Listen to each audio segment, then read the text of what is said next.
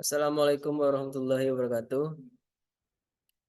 Puji syukur atas kehadirat Allah Subhanahu wa taala yang telah memberikan segala nikmat dan salah satunya adalah nikmat kesehatan kepada kita semua. Selawat beserta salam kita ucapkan untuk Nabi kita Muhammad SAW yang mana kita akan menginginkan syafaatnya di akhirat kelak insyaallah. Yang terhormat Bapak dosen pengampu mata kuliah Elektronika Dasar 2, Bapak Mahi Rizwan, SSI, MSI. Izinkan kami dari kelompok 3 untuk mempresentasikan hasil diskusi kami terkait materi buffer command collector. Sebelumnya, kami memperkenalkan diri terlebih dahulu. Yang pertama itu ada saya sendiri sebagai moderator, Rizky Mahmuda dengan NIM 22034-070. Kemudian ada Agil Fauzia dengan NIM 22-034-002. Kemudian Aulia Azka dengan NIM 22-034-007. Lalu Maulana Rizky Anugrah dengan NIM 22034053. Dan yang terakhir ada Nahdlatul Zakiyah dengan NIM 22034059. Next slide.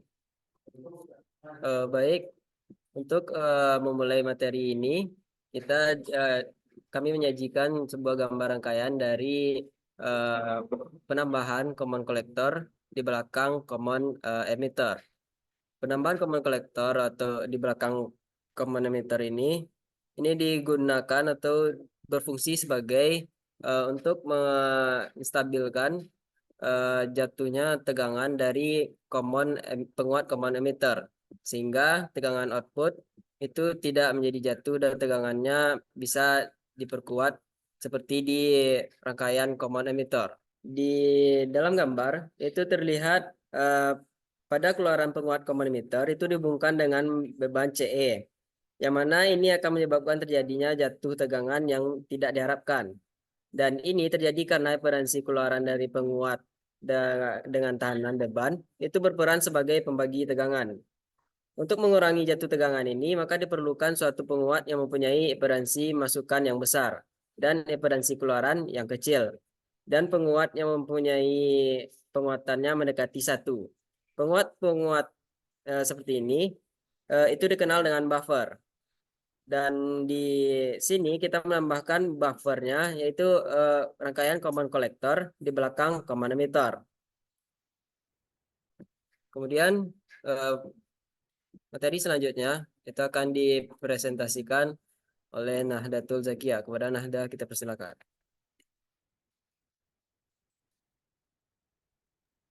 Baiklah, selanjutnya untuk analisis DC.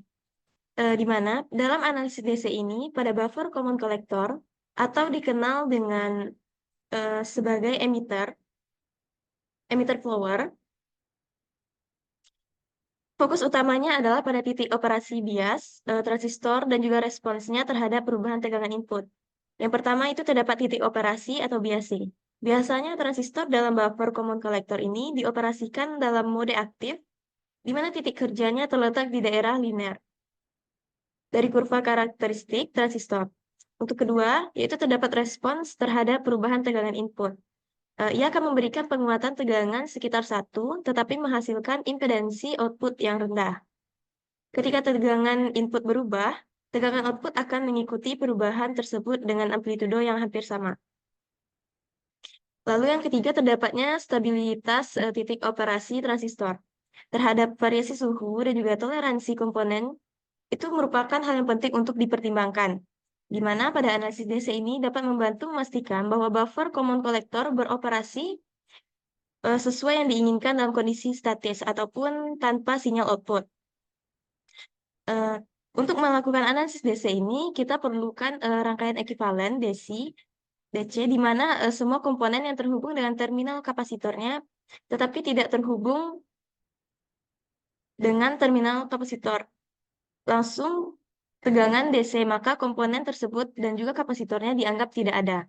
Terlihat pada rangkaiannya, di mana R1 itu akan terhubung, R1, R2 itu akan terhubung dengan base, di mana R2-nya itu akan dihubungkan dengan ground, serta untuk RC itu akan dihubungkan dengan tegangan sumber, VCC, di mana nanti itu kalau kita mencarinya FCE itu, VCE-nya itu merupakan setengah dari VCC. RC-nya akan terhubungkan dengan kolektor, serta RE-nya akan dihubungkan dengan emitor. Lalu, dalam sebuah buffer itu, dalam buffer common collector itu, transistornya disusun sedemikian rupa sehingga emitornya akan terhubung langsung ke ground, menjadikan titik referensi yang stabil untuk analisis DC. Tujuan utama dari analisis DC ini pada buffer common collector adalah untuk menentukan titik kerja dan juga titik polarisasi transistor, di mana tegangan dan arus pada transistor dibiarkan tetap stabil. Dia akan dibiarkan tetap stabil untuk memastikan operasi linearnya. Hal ini tuh melibatkan perhitungan arus bias dasar, tegangan basis emitter, dan juga tegangan kolektor emitter untuk transistor. Analisis ini sangat penting untuk memastikan kestabilan dan linearitas operasi buffer common collector dalam kondisi statis. Dalam sebuah buffer ini merupakan jenis penguat dengan impedansi masukan tinggi dan juga impedansi keluaran yang rendah. Analisis DC ini berfokus pada menentukan bagaimana tingkat tegangan dan juga arus masukan memengaruhi tingkat tegangan dan arus keluaran. Sekian dari saya kembalikan kepada moderator. Baik, terima kasih kepada Nahdlatul. Materi selanjutnya itu akan dipresentasikan oleh Maulana. Kepada Maulana, kita persilakan.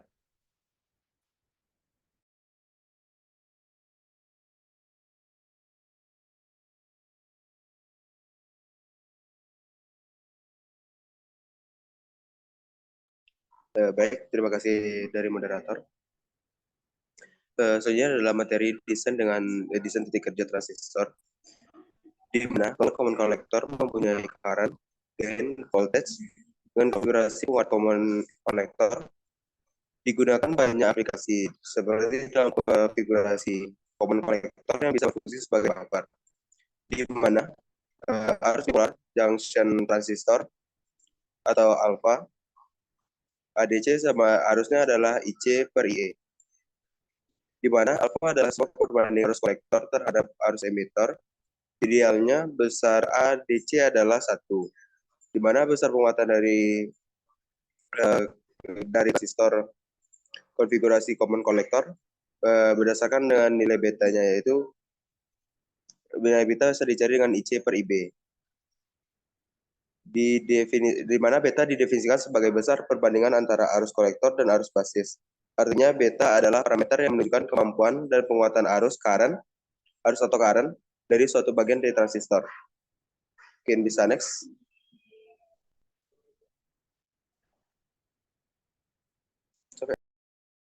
Selanjutnya dikembalikan kepada moderator. Baik, terima kasih Maulana. Materi selanjutnya itu akan dipresentasikan oleh Aulia Azka. Kepada Aulia, dipersilakan. Baiklah, saya akan menjelaskan mengenai analisis AC. Analisis AC diperlukan untuk mengetahui besarnya penguatan serta mengetahui maksimum dari tegangan dan juga arus AC yang diizinkan. Jika sinyal AC melebihi dari yang ditetapkan pada garis beban AC, maka sinyal output akan terpotong pada ujungnya. Kemudian sebelum membuat garis beban AC, langkah awal yang perlu kita ambil adalah membuat rangkaian ekivalen analisis AC dari rangkaian penguat seperti gambar yang tertera di samping ini. Dari gambar yang tertera ini, kapasitor tegangan keluaran VOE terhubung dengan R2 dan R1, kemudian terhubung pada base dan emitor yang kaki emitornya terdapat RL atau hambatan impedansi atau yang biasa disebut dengan ZAC. Kemudian pada kolektor terhubung pada ground dari VCC, sumber yang sama pada penguat common emitor. Dan untuk keluaran arusnya 1 atau 2 kali dari penguat common emitor. Next. Untuk membuat rangkaian ekivalen analisis AC, hal yang perlu diperhatikan adalah sebagai berikut. Yang pertama, jika terdapat kapasitor, maka kapasitor dianggap terhubung singkat. Yang kedua, semua komponen resistor yang terhubung pada tegangan sumber diganti simbolnya dengan simbol pertahanan atau ground. Kemudian untuk impedansi ZAC mempengaruhi besarnya arus AC yang mengalir pada terminal kolektor yang dapat dicari dengan persamaan ZAC sama dengan RC ditambah RE ditambah RL paralel dengan RE. Sekian materi yang saya sampaikan. Kembalikan kepada moderator. Baik, terima kasih Om Yaska. Materi selanjutnya, materi terakhir itu akan dipresentasikan oleh Agil Fauzia. Kepada Agil, dipersilahkan. Baik, terima kasih moderator.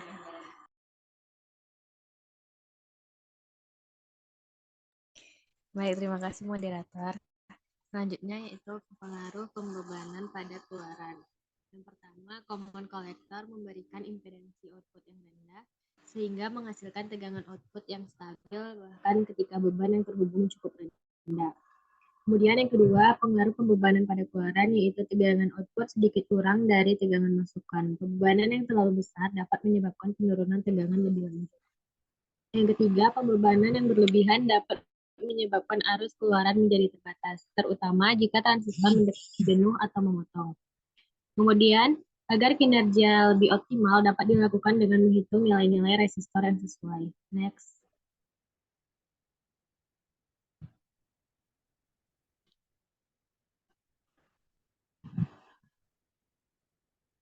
Kemudian ada contoh soal dan pembahasan. Contoh soal yang pertama yaitu penguat common collector dibangun menggunakan transistor bipolar NPN dan jaringan bias pembagi tegangan. Jika R1 bernilai 5.600 ohm, R2 6.800 ohm, dan tegangan supply adalah 12 volt, hitunglah nilai-nilai VB, VC, dan VE. Arus emitter IE, resistansi emitter internal R absen E, dan tegangan penguat mendapatkan AV sehingga resistansi beban 4.700 ohm digunakan. Yang pertama itu tegangan bias dasar atau VB. Rumus VB sendiri itu ada I dikali R2. Nah, untuk menghitung I dengan rumus VCC dibagi R1 tambah R2. Nilainya yaitu 12 dibagi 5.600 ditambah 6.800 menghasilkan nilai 968 mA. VB I dikali R2 tadi dimasukkan nilainya 968 dikali 10 pangkat min 6 dikali 6.800 sehingga nilai yang didapatkan 6,5 volt. Yang kedua, tegangan kolektor atau VC karena tidak ada resistansi beban kolektor, terminal kolektor transistor terhubung langsung ke rel supply DC sehingga VC sama dengan VCC sama dengan 12 volt. Kemudian yang ketiga, tegangan bias emitter atau VE. VE dengan rumus VB dikurang VBE yaitu 6,5 dikurang 0,7 sehingga menghasilkan 5,8 volt. Jadi untuk VC sama dengan 6,2 volt. Kemudian arus emitter IE dengan rumus VE dibagi RE dengan nilai 5,8 per 4.700 sehingga menghasilkan nilai 0,00123 atau setara dengan 1,23 mA. Yang kelima, resistansi emitter AC atau R absen E. Dengan rumus 25 mV dibagi IE sehingga menghasilkan nilai 20,3 ohm.